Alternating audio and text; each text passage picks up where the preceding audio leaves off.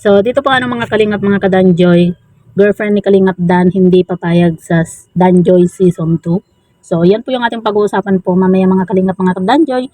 Pero bago po natin ipagpatuloy ang video ito sa mga bago pa lang po sa ating munting channel, huwag po natin kalimutang suportahan ang ama ng Kalingap, Kuya Bal Santos Matubang at Kalingap Rab. At paunawa, panoorin po muna ang full video bago mag-comment para malaman ang nilalaman nito. So, dito nga po mga Kalingap, mga ka-Danjoy, confirm na nga po ang Danjoy Season 2. At maging si Kuya Bal po mga Kalingap, mga ka-Danjoy, sinabi po niya sa kanyang live nga po na kung sakasakali po na matuloy po yung Danjoy Season 2, ito po ay para lang po sa mga gusto po manood ng Season 2 nga po ng Danjoy. At maging si Kalingap Rab nga po mga Kalingap, mga ka-Danjoy, sinabi na rin po niya naabangan nga daw po natin yung Season 2 po ng Danjoy. Pero marami po yung umalma nga po patungkol nga po dito sa Season 2 nga po ng Danjoy, dahil nga po sa sabi nga po nila, kumbaga iba-iba yung mga komento po patungkol po dito sa Season 2. Meron naman pong nagko-comment nga po na gusto po nila ng Season 2, meron din pong ayaw, at meron din pong i-partner na lang po itong si Joy nga po dito kay Pong. At yan nga po, siyempre, yung ibang mga viewers po, hindi rin natin masisisi nga po dahil hanggang ngayon, masakit pa rin po sa kanila yung nangyari nga po dito sa Tambalang Danjoy, dahil nga po sa umasa rin po yung iba nga po. At siyempre, dahil din po sa hindi po naging tapat po itong si Kalingap Dan dito kay Joy Diwata nga po.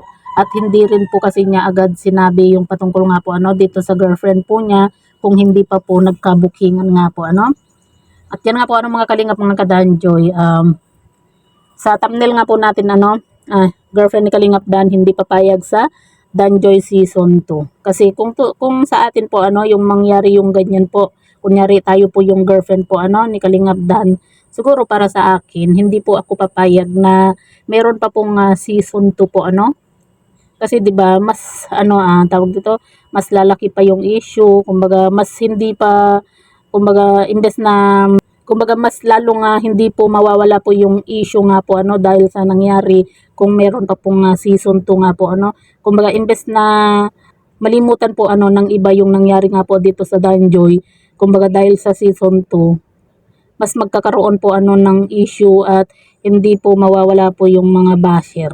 Kalingap Dan nga po at hindi rin naman natin masisisi yung mga ibang viewers dahil nga po syempre nasaktan din po sila dahil nga po sa nangyari nga po. Pero yun nga po mga Kalingap, mga ka-Danjoy, kung matutuloy man po talaga yung Season 2 po ng Danjoy, kumbaga suportahan na lang po natin at igagalang po kung ano man po yung magiging desisyon po dito ni Kalingap Rab nga po. Kasi syempre 'di ba siya po yung director.